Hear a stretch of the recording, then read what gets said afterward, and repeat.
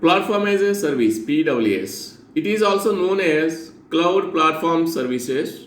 It is quite similar to SWS, that is Software as a Service, but the difference is that Platform as a Service provides a platform for software creation, but using SWS, we can access software over the internet without the need of any platform. Platform as a Service provides the runtime environment for the programmer to develop, test, run, and manage the applications. You can purchase these applications from a cloud service provider on a pay as per use basis and access them using the internet connection.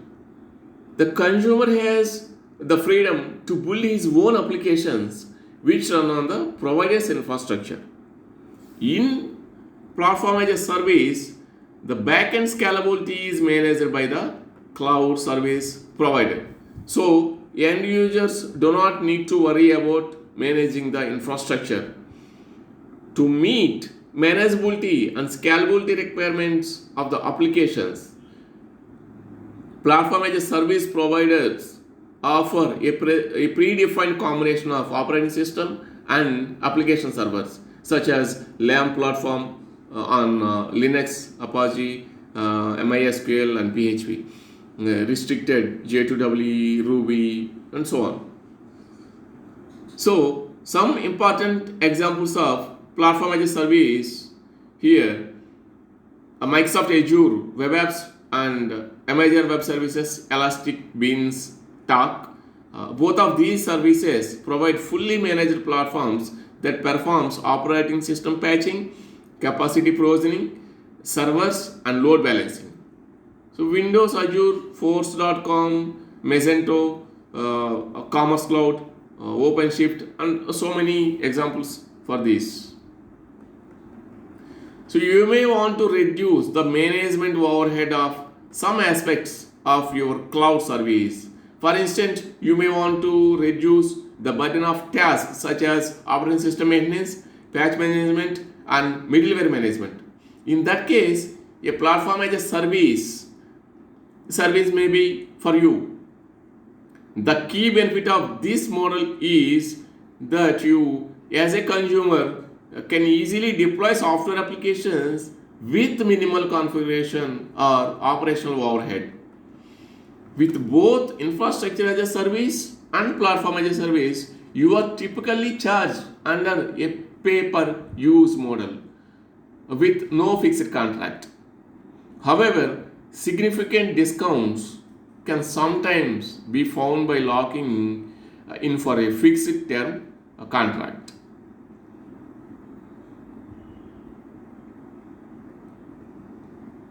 Now, let's see the characteristics of platform as a service.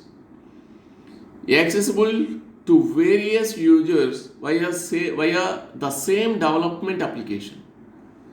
The next one is integrates with web services and databases. So builds on virtualization technology. So resources can easily be scaled up or down as per the organization's need. It supports multiple languages and frameworks, and it provides ability to auto scale.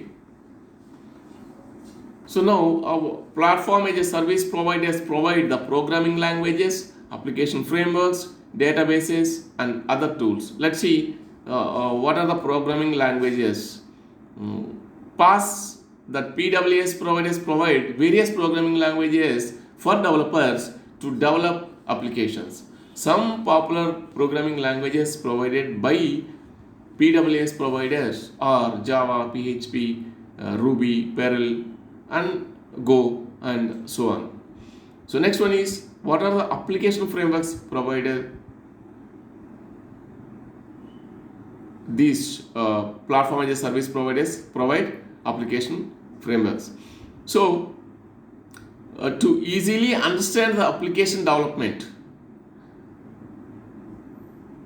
some popular application frameworks provided by the PaaS providers are Node.js, Drupal, Joomla, WordPress, and so on. Next, what are the databases? These platform as a service providers provide various databases such as ClearDB, PostgreSQL, MongoDB, and so on. So, what are the other tools provided by the PaaS providers? Those are required to develop, test, and deploy the applications. So, platform as a service types based on the functions of PWS can be classified into 4 types. One is standalone development environment, application delivery only environment, open platform as a service, and add-on development facilities. Let's see what is standalone development environment. This standalone platform as a service works as an independent entity for a specific function. It does not include licensing technical dependencies on specific SaaS applications. Application delivery only environment. This application delivery platform as a service includes on-demand scaling and application security. Open platform as a service. Open PWS offer an open source software that helps a platform as a service provider to run applications. Add-on development facilities. The add-on platform as a service allows to customize the existing software as a service platform. Now let's see advantages of platform as a service. First one is simplified development. Platform as a service allows developers to focus on development and innovation without worrying about the infrastructure management. Next one is lower risk. No need for upfront investment in hardware and software. Developers only need a PC on an internet connection to start building applications. Next one is pre-built business functionality. Some PWS vendors also provide already defined business functionality so that users can avoid building everything from the scratch and hence can directly start the projects only. Instant community. So these PWS vendors frequently provide online communities where the developer can get the ideas to share experiences and seek advice from others. Next one is scalability. Applications deployed can scale from 1 to thousands of users without any changes to the applications. So the next one is disadvantages of platform as a service. So first one is vendor lock-in. So one has to write the applications according to the platform provided by the PWS vendor. So the migration of application to another PWS vendor would be a problem. Next one is data privacy. Corporate data, whether it can be critical or not, will be private. So if it is not located within the walls of the company, there can be a risk in terms of privacy of data. Integration with the rest of the system's applications. It may be happen that some applications are local and some are in the cloud. So there will be a chances of increased complexity when we want to use the data which in the cloud with the local data. This is about PWS. Now let's see software as a service. It is also known as cloud application services or on-demand software. In this model, a complete application is offered to the customer as a software on demand. SaaS model is allowing using software applications as a service to the end users. It is a software distribution model in which services are hosted by a cloud service provider. These services are available to end users over the internet. So the end users do not need to install any software on their devices to access these services. A single instance of the service runs on the cloud and multiple end users are serviced. On the customer side, there is no need for upfront investment in servers or software licenses, while for the provider the costs are lowered since only a single application needs to be hosted and maintained. Mostly software as a service applications run directly through the web browser or mobile app over the internet, means we do not require downloading and installing these applications. Software as a service usually offered on a subscription basis. Clients also do not need to worry about the platform, data or applications. Yes, this is all managed for you. Today, software as a service is offered by companies such as Google, Salesforce, Microsoft Office 365, that is Zoho, ServiceNow, BigCommerce, and so on. In the consumer world, software as a service services include Facebook, Gmail, Instagram, and so on. SWS provides a complete software solution which you purchase on a pay-as-you-go basis from a cloud service provider. So let's see what are the characteristics of software as a service. The first one is software as a service makes the software available over internet and managed from a central location, and this is hosted on a remote server, and users are not responsible for hardware and software updates. Updates are applied automatically, and SWS services are purchased on the pay as per use basis. They are not available on demand. Software as a service offers share data model. Therefore, multiple users can share single instance of infrastructure. All users are running same version of software. So now let's see. There are the following services provided by SWS providers. One is business services. Software as a service provider provides various business services to start up the business. The SWS business services include ERPs, that is enterprise resource planning, CRM, customer relationship management, and billing and sales, and so on. Next one is document management. Software as a service document management is a software application offered by a third party to create, manage, and track electronic documents, for example, Zoho Forms and Slack, and so on. Next one is social networks. As we all know that social networking sites are used by the general public.